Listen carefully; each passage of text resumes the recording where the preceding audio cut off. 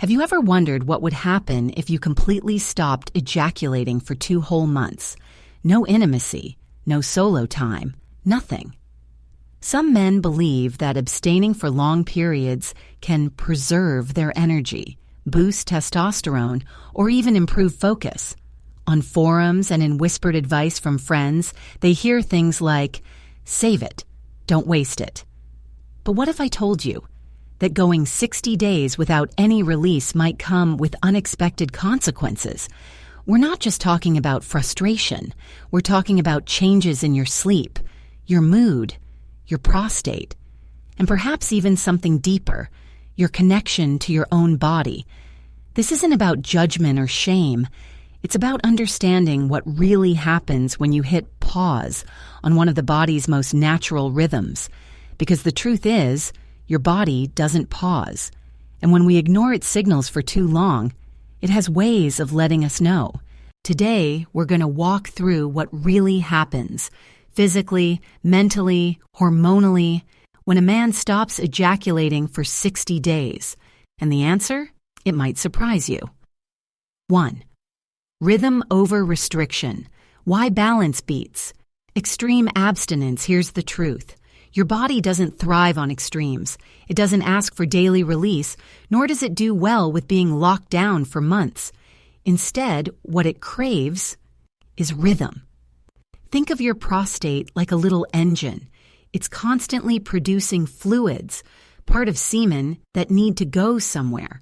When that engine runs without a release valve for too long, pressure builds up. That pressure doesn't explode, it stagnates. And stagnation in the prostate can feel like a dull ache in the pelvic area, trouble fully emptying your bladder, that nagging feeling like something's stuck. You don't need to force release every day, but going 60 days with zero ejaculation, no sex, no solo time, no relief, can lead to discomfort, low mood, and eventually signs of congestion that mimic prostatitis. That's why I recommend what I call the prostate rhythm zone, 8 to 15 times per month. A sweet spot that supports healthy function without overdoing it. You don't have to track it like a calendar. Just listen to your body. If you're feeling irritable, tense, or like your sleep is off, it might be your body asking for release, not just emotionally, but biologically. 2. Give your body an outlet, naturally and gently. One of the simplest, most overlooked ways to support your prostate while avoiding overstimulation or underuse is intentional solo release. This isn't about indulgence, it's about maintenance, like stretching, like hydration. When done without rush or guilt, masturbation becomes a form of body care.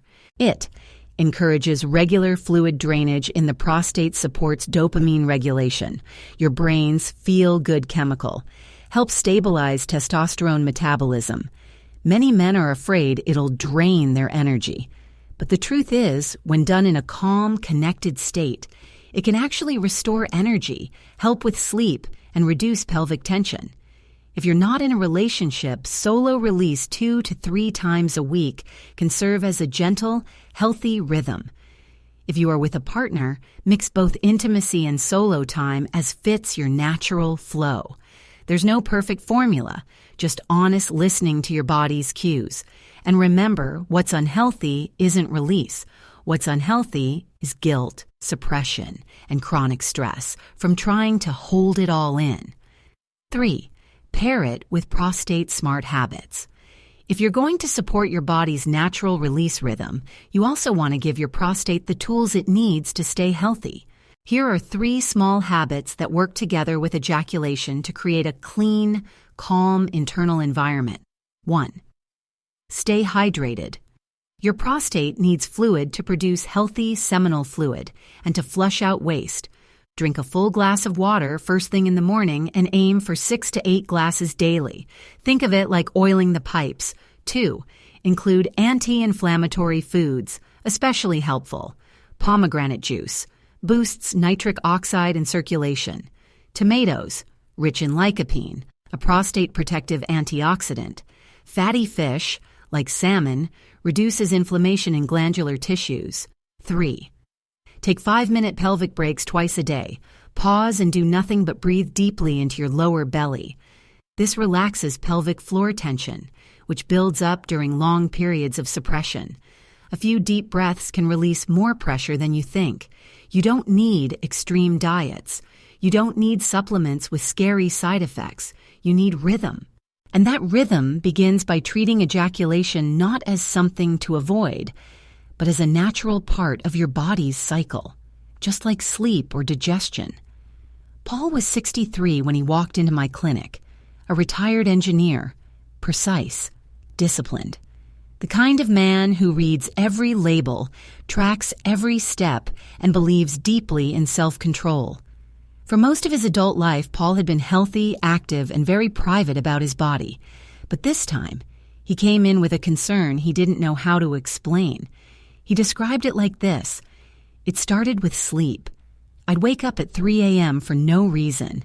Then came the tension in my lower abdomen, like something heavy was just sitting there. I didn't feel sick, just off.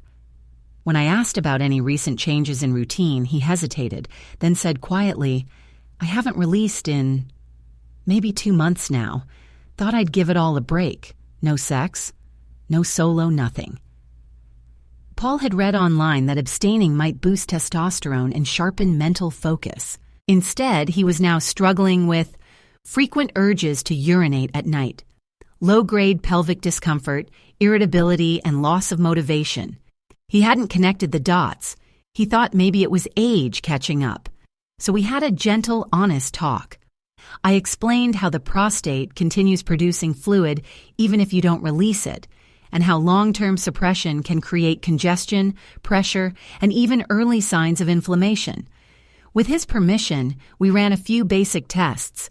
Nothing alarming, but signs were clear. His body was trying to tell him something. Over the next month, Paul made small changes, returned to a regular rhythm of solo release, 2 to 3 times a week, started light pelvic stretches before bed, added pomegranate juice to his morning routine. By his 6-week follow-up, he smiled as he sat down. I'm sleeping better. The tension is gone, and I just feel normal again.